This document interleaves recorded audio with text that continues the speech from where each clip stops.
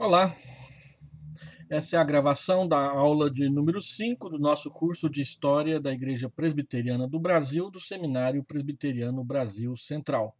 Agora estamos abrindo a unidade 2 e vamos gastar aqui algumas aulas falando sobre esse início da obra presbiteriana já mais localizada aqui no nosso país. Então eu quero falar nessa oportunidade sobre Ashbel Green Simonton, a sua vida e um pouco da sua obra. Ashbel Green Simonton nasceu no pequeno povoado de West Hanover, condado de Dauphin, sul da Pensilvânia, a 20 de janeiro de 1833. Sua mãe se chamava Martha Davis Snodgrass, filha do reverendo James Snodgrass, que pastoreou por 58 anos uma igreja presbiteriana na região ali de West Hanover. Seu pai, Dr. William Simonton, era o médico da cidade, presbiteriano de ascendência escocesa e irlandesa, foi eleito por 2 vezes para o Congresso norte-americano. Ele era o filho caçula de uma família de 9 irmãos. Só para você se localizar, este é o mapa dos Estados Unidos, mostrando como que era a localização das igrejas presbiterianas dos Estados Unidos naquela época. E a Pensilvânia está exatamente aqui nessa região. Aqui está a fazenda onde Simonton vivia, a fazenda Antíqua. Essa é uma foto real da fazenda. Aqui está a sua mãe, Dona Martha Snodgrass, que era a mãe de Simonton, e ali do lado os seus irmãos, como eu estava lendo. Ele era o filho caçula de uma família de 9 irmãos. Seu tio, o reverendo William D. Snodgrass, tinha doutorado em divindade. Seu nome era uma homenagem ao reverendo Ashbel Green, líder presbiteriano e presidente do Colégio de Nova Jersey. Ele era um ministro presbiteriano e faleceu em 1848. Pastoreou a segunda igreja presbiteriana de Filadélfia por 25 anos. Foi capelão do Congresso Nacional Americano de 1792 a 1800. Um dos fundadores do Seminário de Princeton em 1812. Moderador da Assembleia Geral da PCUSA em 1824 e presidente da Universidade de Princeton de 1812 a 1822. Ashbel Green ficou conhecido por impor um rígido código de disciplina e uma pesada carga religiosa aos alunos de Princeton. Olhando aqui a foto dos irmãos de Simonton, esse é o que está com a auréola de santo aqui na parte de cima. Essa é uma foto de Simonton. Com a morte do seu pai e do avô materno, em 1846, a família mudou-se para Harrisburg, que era a capital do estado da Pensilvânia. Em 1852, Ashbel formou-se no Colégio de Nova Jersey, futura Universidade de Princeton. Nos 2 anos seguintes, trabalhou como agente de periódicos presbiterianos e depois como professor numa escola para meninos no estado de Mississippi, na cidade de Starkville. Simonton mostra-se radicalmente contra a escravidão, que ainda perdurava em seu país. Considerava o comércio de africanos na região onde lecionava como um tráfico desumano. Ele menciona isso no seu diário. Ele diz que o tráfico é desumano e nenhum homem com sentimento humanitário poderia se engajar nele. Desde a sua mocidade, os valores de sua cultura levavam-no a uma direção contrária ao materialismo.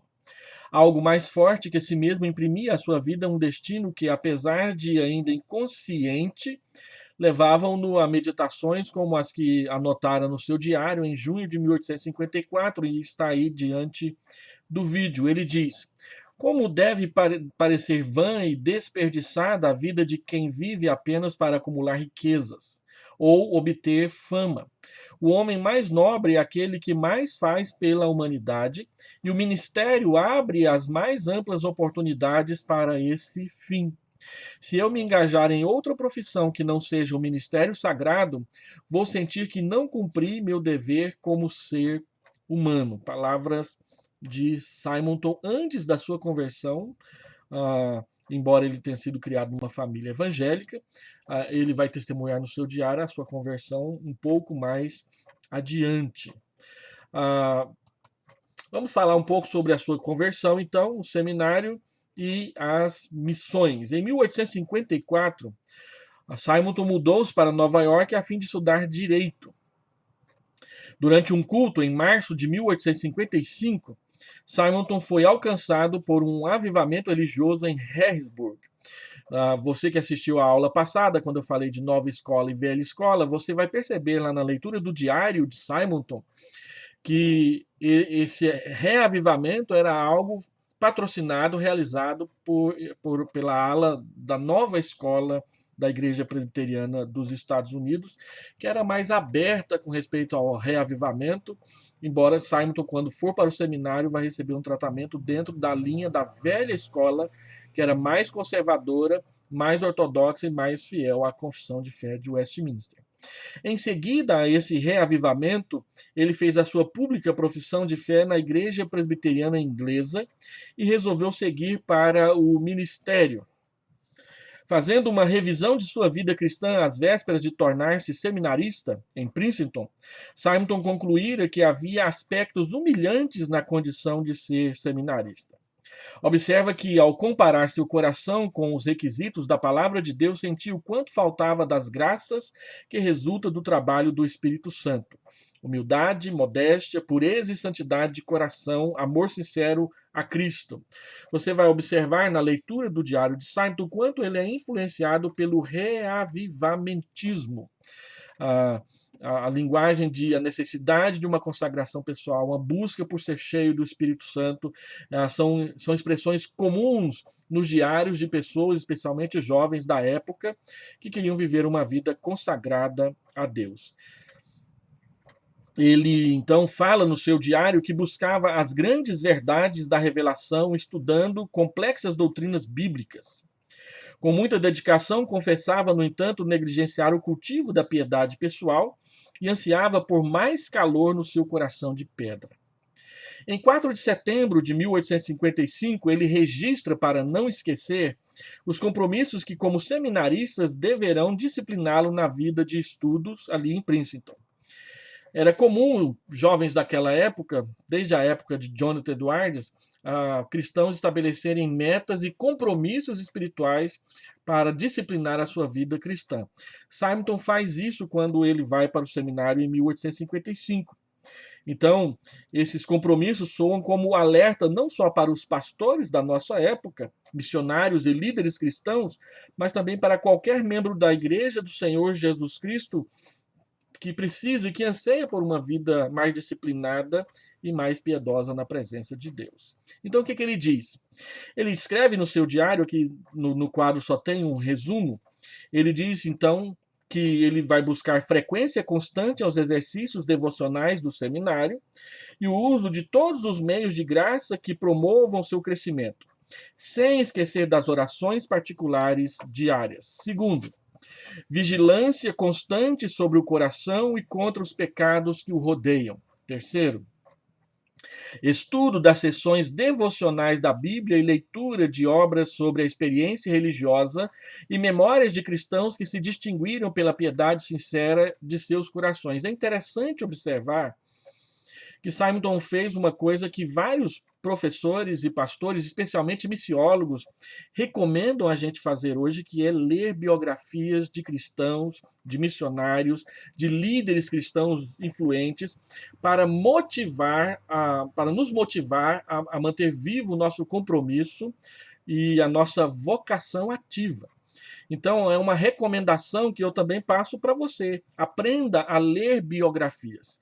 Não só porque diz respeito à história da igreja, mas porque esses testemunhos, eles nos atingem na prática em duas áreas. Nos desafiam a uma vida de consagração e nos levam a aprender com esses líderes missionários, pastores, a ver como eles erraram, como eles acertaram e o que nós podemos aprender com eles. E segundo, traz um arsenal de ilustrações para os seus sermões da história verdadeira e verídica de várias pessoas que você pode explorar também.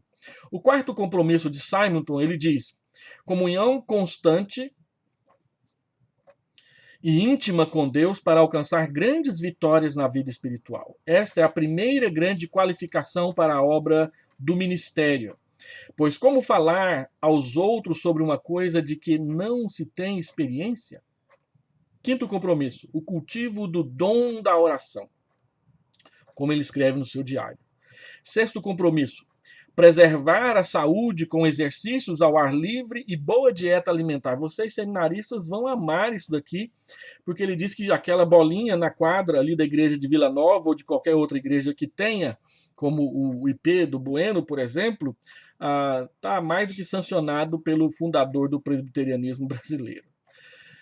Sétimo, ser cuidadoso com o comportamento exterior, entre aspas, para não parecer leviano, respeitando até mesmo preconceitos populares e reprimindo sentimentos inocentes e sem maldades, a fim de não ser mal entendido por outros.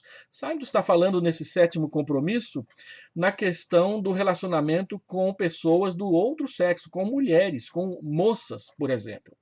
Ele diz: eu tenho que tomar muito cuidado com o meu comportamento quando eu estiver com moças, prestando atenção nos mínimos detalhes para não dar o que falar e não ser vítima de falatórios. E isso é um recado para alguns seminaristas e pastores que acham que não tem problema nenhum você ter uma namorada aqui em Goiânia e outra lá na cidade de onde você veio. Eu conheci alguns, inclusive aqui do SPBC, que agiam dessa forma. E um colega meu foi assim, namorava demais da conta, tinha namorada direto.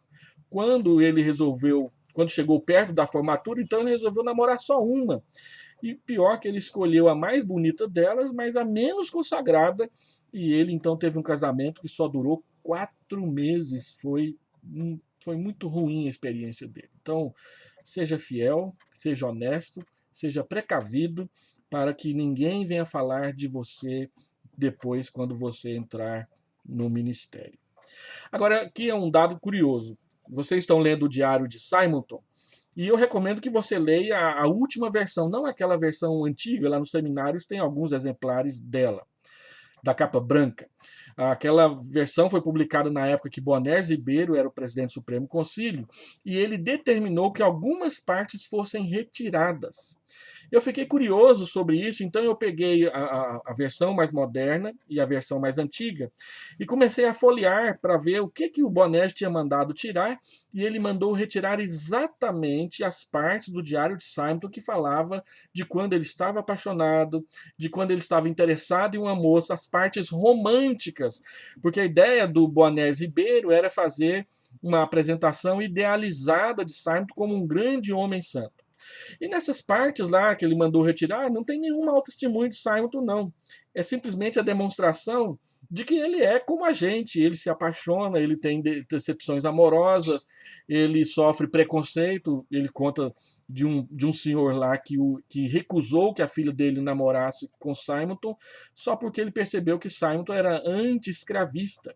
E aí você percebe essas coisas. E o Boanerges mandou retirar todas essas partes, o que foi, na minha opinião, uma decisão muito equivocada para a história do presbiterianismo brasileiro. Muito bem, continuando. Em 8 de setembro de 1855, o calouro de teologia manifestava em seu diário o desconforto de estar num quartinho humilde, sem móveis ou o aconchegante conforto do seu lar. Um mês depois, no dia 14 de outubro de 1855, um sermão ministrado pelo reverendo Charles Hodge tocou profundamente, levando a pensar pela primeira vez sobre o trabalho missionário em terra estranha. E ele escreveu, está aqui do lado, mas antes de ler eu quero comentar que você não vai perceber aqui nenhuma informação a respeito de missões, não sei o resto do sermão. Mas o que Hodge fala é sobre o compromisso com a pregação do evangelho, e isso levou Simonton a pensar em missões. Olha o que está escrito aí. Dr. Hodge falou da necessidade absoluta de instruir os pagãos antes de poder esperar qualquer sucesso na propagação do evangelho. E mostrou que qualquer esperança de conversões baseadas em obra extraordinária do Espírito Santo, comunicando a verdade diretamente, não é bíblica. pois agora estou convencido de que devo considerar a possibilidade seriamente, e se há tantos que preferem ficar, não será meu dever partir? Rod está criticando o reavivamentismo da nova escola, menciona como que isso pode atrapalhar o progresso da pregação do evangelho, e isso desperta em Simon o desejo de pregar o evangelho longe, fora dos Estados Unidos. Dias depois, ao regressar de uma reunião de oração, podia dizer com tranquilidade: posso apenas me submeter à vontade do Senhor, desejando fazer plena consagração de mim mesmo a seu serviço e confiar nele, ou confiar que ele, no tempo certo, guiará meus passos. Agradeço a Deus o conforto que encontro agindo assim quase diariamente e a pouca preocupação que tenho com esse futuro. Ele passou a experimentar paz com a decisão de se tornar missionário no estrangeiro. Simon inicia com oração o ano de 1858, o ano da sua formatura. Termina a prece dizendo: faz o teu rosto resplandecer sobre mim e tem misericórdia de mim, levanta sobre mim a luz do teu rosto e dá-me paz. No início do semestre letivo, anota suas dificuldades com relação ao hebraico e o árabe. Ele dizia esquecer tão depressa quanto os aprendia. Então, o hebraico e o árabe, na mesma velocidade que ele aprendia, ele esquecia. Nada diferente de nós da minha época de seminário, nem de vocês agora da sua época de seminário. Aprender hebraico é realmente uma missão, não é? Então, andando mais um pouco aqui, ele dizia esquecer tão depressa o hebraico e o árabe enquanto os aprendia, mas no mês de novembro ele se candidatou na Junta de Missões Estrangeiras da PCUSA, citando o Brasil como campo de sua preferência, deixando, no entanto, a decisão final aos cuidados da junta, confiando, como ele escreve, na mão da providência. Mas é interessante que a primeira intenção de Simon era ir para a Venezuela, e depois, simplesmente, quando ele apresenta a carta, ele já coloca o Brasil. A minha especulação é que provavelmente Simon tenha tido conhecimento do livro Brasil e os Brasileiros, do Fletcher, que tinha sido publicado em 1855 lá nos Estados Unidos. E que os seminários adquiriam cópias e essas pessoas iam nos seminários falar sobre essas publicações, assim como de vez em quando nós recebemos alguns pregadores de fora vindo lançar obras e vindo falar sobre o seu ministério fora para vocacionar jovens. Eu creio que foi algo parecido com isso que deve ter levado Simon a desistir da Venezuela e colocar o Brasil como o seu objetivo missionário. E então vamos falar sobre Simon como missionário no Brasil. Essa fotografia que você está vendo aí no PowerPoint é uma fotografia de um navio muito semelhante ao navio que Simon utilizou para vir para o Brasil em 1859. É uma foto de 1858. Eu retirei de uma xerox, por isso que ela está tão embaçadinha assim, de um livro do Elben Lenz César. E esse, então, é um navio americano do século XIX. Bom, no dia 13 de dezembro de 1858, em Georgetown, no Distrito Capital, recebeu a confirmação do seu pedido.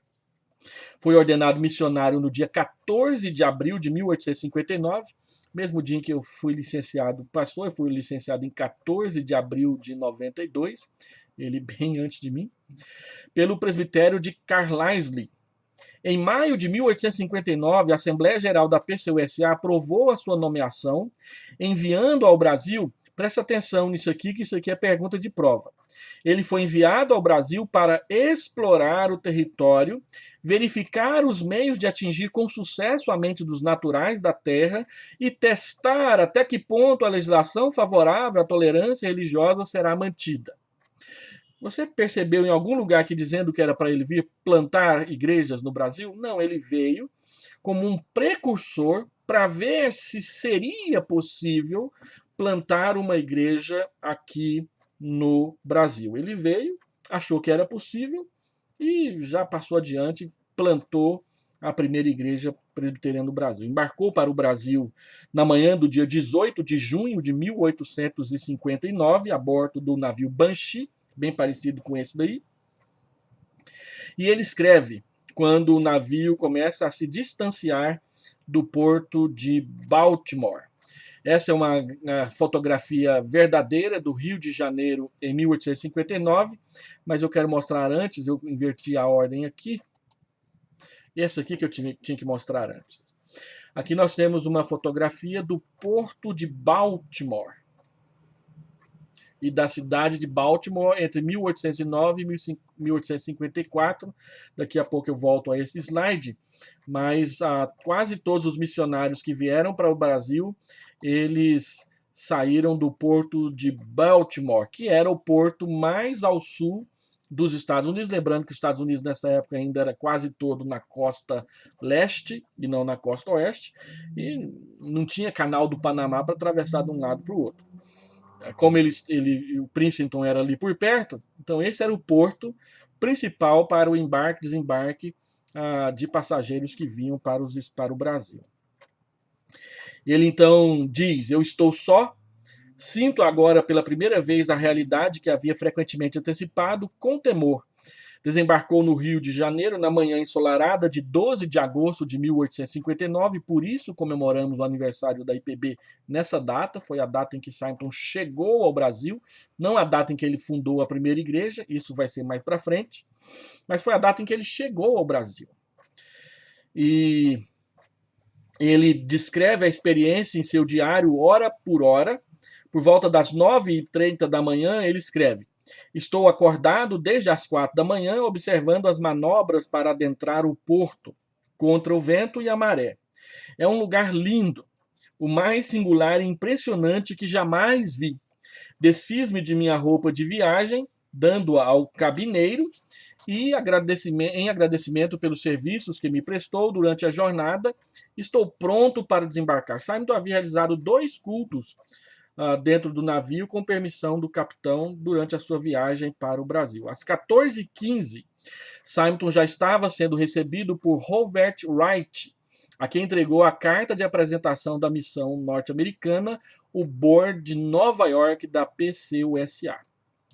2 meses após sua chegada, Simonton escreve o seguinte: ser missionário sem ter o amor fervoroso por Cristo e zelo pelas almas é mau negócio. Devo renovar minha consagração. E algum tempo depois ele escreveu, também no diário: minha religião é muito morta. Minhas orações caem por terra, faltando-lhes o impulso do sentimento jubiloso e vivo. Por isso vou implorar a Deus, vou buscar a renovação de minha vocação e consciência de amar aquele cuja palavra prego. Senhor, fala comigo como fizeste com Pedro, convencendo-me da necessidade de amor e produzindo no meu íntimo, por teu poderoso comando, a graça celeste que me capacite a alimentar teus cordeiros e as tuas ovelhas. Você percebe que ele tinha acabado de ler João capítulo 21, quando Jesus pergunta para Pedro: Pedro, tu me amas? Então ele pede para que Deus renove o seu coração para que ele possa pastorear os cordeiros e as ovelhas do Senhor Jesus. Algum tempo depois, juntamente com o Dr. Calley, ele analisou as respostas recebidas de advogados do Rio sobre as questões relacionadas à liberdade religiosa no Brasil. Devido a algumas restrições quanto à prática de culto, o Dr. Calley sugeriu que ensinar inglês seria a melhor tática inicial para Simonton, o que ele começou a fazer e depois abandonou. Em 22 de abril de 1860, Simonton dirigiu a primeira escola dominical em sua própria casa, sendo este o seu primeiro trabalho em português. Neste mesmo ano, recebeu a alegre notícia da vinda ao Brasil de sua irmã Lily, que é Elizabeth Simonton, e do seu cunhado, o reverendo Blackford. Porém, a notícia de que um violento temporal havia apanhado o navio tirado da rota faz com que no dia 21 de julho, Simonton escreva o seguinte no diário: a esperança está quase me abandonando no que diz respeito a Lily e ao Sr. Blackford. Começa a convencer-me de que, na obscura providência de Deus, encontrara no oceano seu funeral e, provavelmente, cerca de 5 dias após, perderem a sua pátria de vista. É um dia negro para mim, amargo contraste com o que eu antecipava. No entanto, o navio simplesmente ficou ancorado numa das ilhas do Caribe para fazer reparos, e isso atrasou a viagem de Blackford e Elizabeth Simonton em quase um mês. Mas eles chegaram, a notícia, porém, então era infundada, e no dia 25 de julho, os dois estavam sendo recebidos por Simonton, a fim de auxiliá-los da obra missionária no Brasil. Eu coloquei aqui uma fotografia da Praça da República e o Campo de Santana, que é bem próximo da Catedral Presbiteriana, mas isso aqui nós vamos precisar na próxima aula. Eu quero falar então sobre o único Furlong e o seu casamento com a senhora Ellen Murdoch Simonton. No final de março de 1862, Simonton fez uma viagem aos Estados Unidos, que é chamado de Furlong. Esse termo continua sendo usado na missiologia brasileira. Furlong é um misto de férias misturado com divulgação do trabalho para levantar sustento ou para fazer propaganda missionária no país de origem. Então é chamado de Furlong, porque tira um tempo de férias e depois vai visitar igrejas para fazer divulgação do trabalho missionário. Devido a problemas, ele foi como Furlong para visitar a sua mãe, que estava com a saúde bastante debilitada, e também, em segundo lugar, para resolver o impasse que surgiu entre ele e Blackford sobre... Blackford achava que a igreja deveria ser... o trabalho missionário tinha que ser transferido para São Paulo, que era uma cidade mais promissora que o Rio de Janeiro. Simonton achava que a igreja devia continuar no Rio de Janeiro e que Blackford fosse sozinho para São Paulo. Então ele foi aos Estados Unidos para resolver essa questão e aproveitar e visitar a sua mãe, a dona Martha Davis Snodgrass. E aí ele foi discutir a viabilidade da transferência da missão definitivamente para São Paulo, se ela permaneceria no Rio também. Ao chegar nos Estados Unidos, lembra que é 2 meses e meio de viagem de navio, ele recebe a notícia de que sua mãe já havia falecido e já havia sido sepultada. Simonton chegou a presenciar também nesse período que esteve lá, ele ficou 13 meses nos Estados Unidos, ele presenciou manobras da Guerra da Secessão bem próximas de Washington, quando estava visitando igrejas ali na região. Neste mesmo ano, ele fez amizade então com Ellen Murdoch, que era membro da Igreja Presbiteriana de Baltimore, onde ele foi trabalhar nesse período também que ele ficou nos Estados Unidos. Aqui tem uma fotografia da primeira igreja presbiteriana de Baltimore, uma fotografia de 1904. Eu não sei se foi esta igreja, a igreja que Ellen frequentava e Simonton também trabalhou, porque a história diz apenas que ele trabalhou na igreja presbiteriana de Baltimore. Como Baltimore era uma cidade muito grande, e eu não sei se havia apenas uma igreja, então eu estou colocando aqui para vocês uma fotografia, uma gravura da primeira igreja presbiteriana de Baltimore, que você vê, é uma igreja bonita, de bom tamanho, com a propriedade bastante avantajada. Aqui novamente mostro para vocês o porto de Baltimore, e no mapa a cidade de Baltimore bem aqui, ela ocupava todo esse quadrado aqui, e a saída então para o sul, vindo em direção ao Brasil. Ellen era membro da igreja de Baltimore, e lá ele a conheceu, lá ele trabalhou, ele substituiu o pastor lá por quase um ano, e quando marcou a data do casamento, a igreja o convidou para permanecer no pastorado da igreja. No entanto, ele disse, não, meu lugar é no Brasil. Ele poderia continuar, olha só, tem pastor aí que sonha em ser pastor de uma igreja com um patrimônio como esse, e ele disse, não, minha vocação é outra, eu não vou ficar. Ele era respeitado como excelente pregador, articulava muito bem a doutrina, mas ele diz, não, meu lugar é no campo missionário do Brasil. Então, no dia 28 de janeiro de 1863, ele e Ellen ficaram noivos.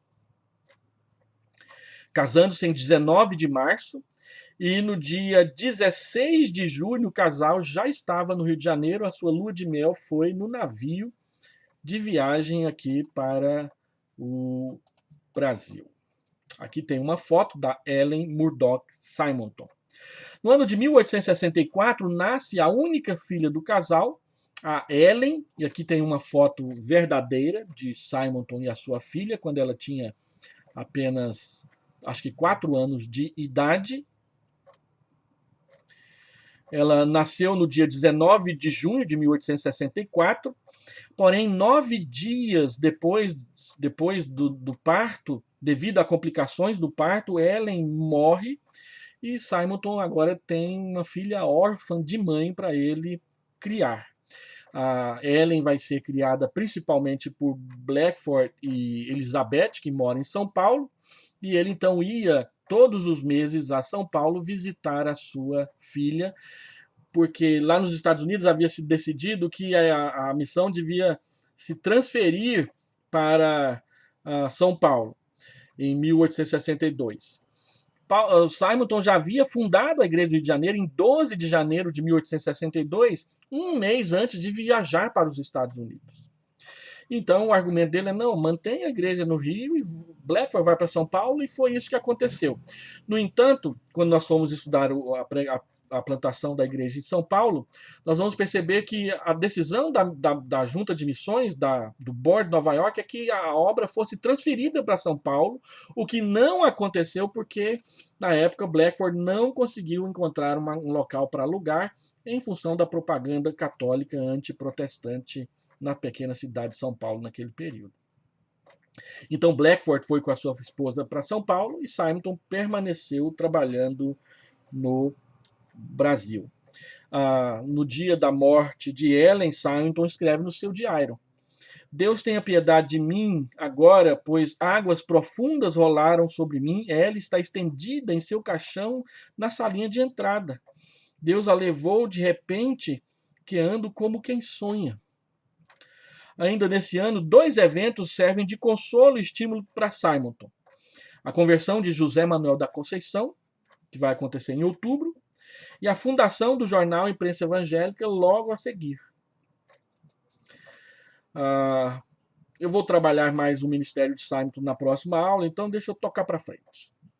Aqui então tem a fotografia da Ellen Murdoch Simonton. Aqui tem a fotografia da sua filha, já adulta. Ela vai morrer aos 90 anos de idade. Ela é levada de volta para os Estados Unidos. Nos Estados Unidos ela se torna uma grande incentivadora do envio de missionários para o Brasil, embora ela tenha vivido no Brasil apenas 6 anos e foi enviada para os Estados Unidos. Agora, a última página da história de Simonton no Brasil é a página da sua morte. A última página do Diário de Simonton é datada de 31 de dezembro de 1866. Ele termina o seu diário falando pedindo que Deus encha o seu coração do Espírito Santo. Mas ele morre quase um ano depois de escrever suas últimas palavras no seu diário. Em várias linhas, o missionário conta como foi recebida entre seus compatriotas a feliz notícia do fim da guerra em seu país. Sua última anotação foi: quem me dera um batismo de fogo que consumisse minhas escórias, quem me dera um coração totalmente de Cristo. Simonton ele vai falecer em São Paulo, ele vai visitar a sua filha, mas quando ele chega lá em dezembro de 1867, ele já chega febril, fica doente e morre alguns dias depois. Quando ele está delirando ali na cama, na casa da sua irmã Elizabeth e do reverendo Blackford, Elizabeth se aproxima e pergunta para ele, ela percebe que ele está quase à morte, e ela então faz algumas perguntas para ele, diz: olha, quais são as suas últimas palavras para os amigos dos Estados Unidos? E ele responde: diga-lhes que eu os amei até o fim.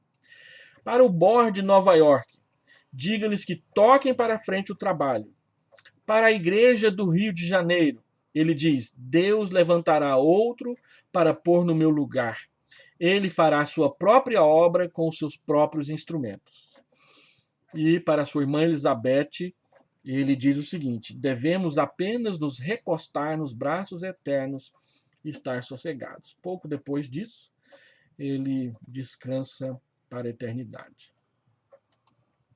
Então ele vai morrer aos 34 anos, no dia 9 de dezembro de 1867, vítima da picada desse mosquito aí que é muito velho, conhecido nosso, o Aedes aegypti, que é o transmissor da febre amarela, é o transmissor da dengue, é o transmissor da chikungunya, é o transmissor da zika, é um dos maiores inimigos da vida do brasileiro, é esse indivíduo aí que entra nas nossas casas sem pedir permissão. Ele picou Simonton, e Simonton faleceu em 9 de dezembro de 1867. Uma pequena palavra sobre o Diário de Simonton. Aqui é uma fotografia que eu tirei quando eu estive lá no cemitério protestante de São Paulo. Este túmulo aqui é o túmulo do Simonton. Esse aqui é o do José Manuel da Conceição. Esse aqui é o do Francis Schneider.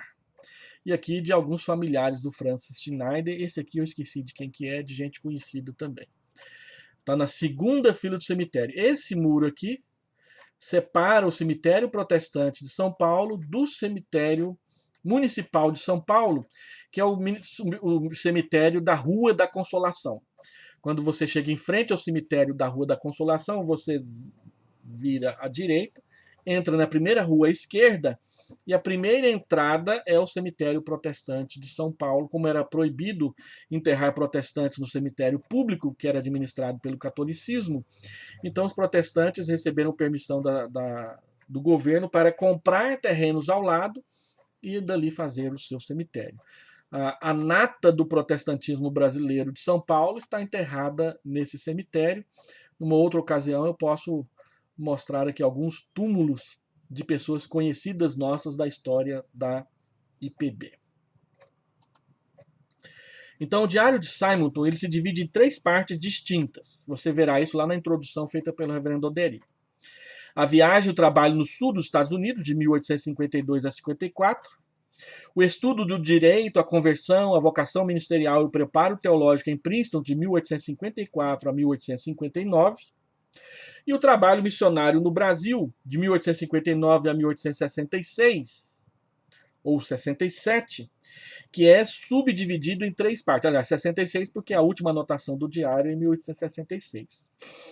Então, essa terceira parte é subdividida em 3 partes. Primeiro, o trabalho inicial no Rio de Janeiro até a organização da Igreja do Rio de Janeiro, de junho de 1859 a março de 1862.